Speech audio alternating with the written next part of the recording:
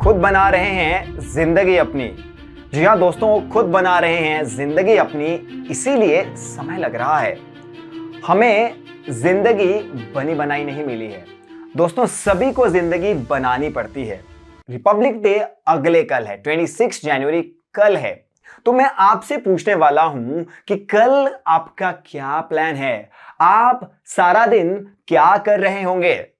बात अगले कल की कर रहा हूं, रिपब्लिक डे की, लेकिन आज है नेशनल वोटर्स डे और नेशनल टूरिज्म डे।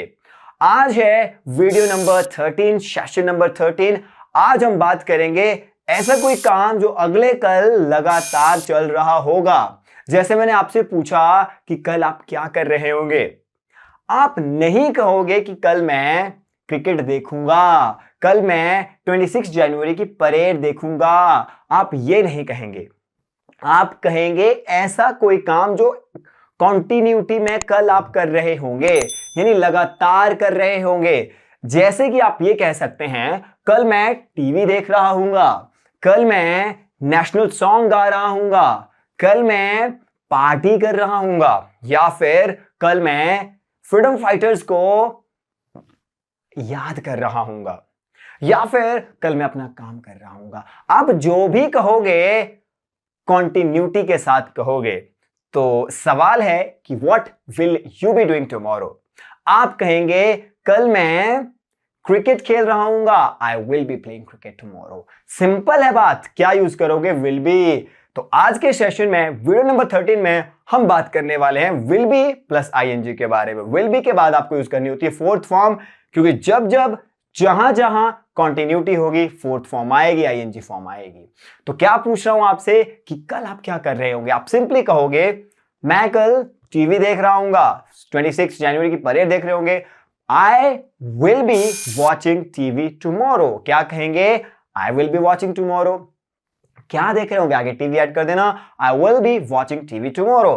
दोस्तों ये तो आपने अपने बारे में बात कर दी, मुझसे पूछो या फिर मुझे बता दो, आप कल पढ़ा रहे होंगे, you will be teaching tomorrow. ING form लगानी है, बस इतना सा करना है, फोर्थ फॉर्म लगानी है, कॉन्टिन्यूटी है भाई, लगातार काम हो रहा होगा। You will be watching TV.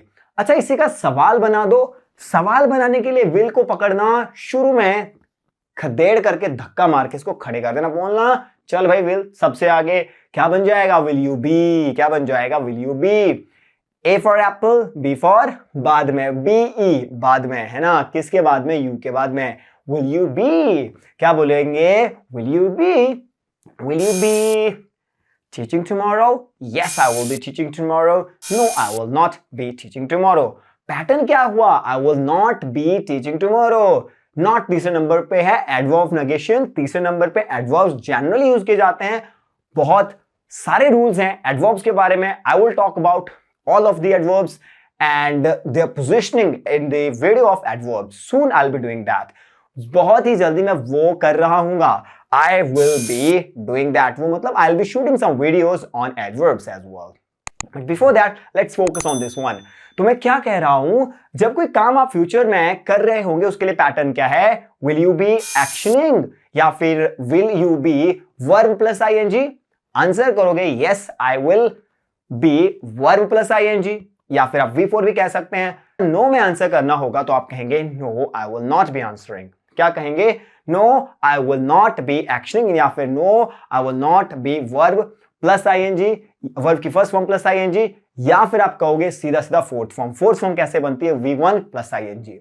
अगर आपको मुझसे पूछना हो कि क्या आप कल वीडियो शूट कर रहे होंगे, कैसे पूछेंगे? Will you B shooting a video tomorrow? क्या बोलेंगे?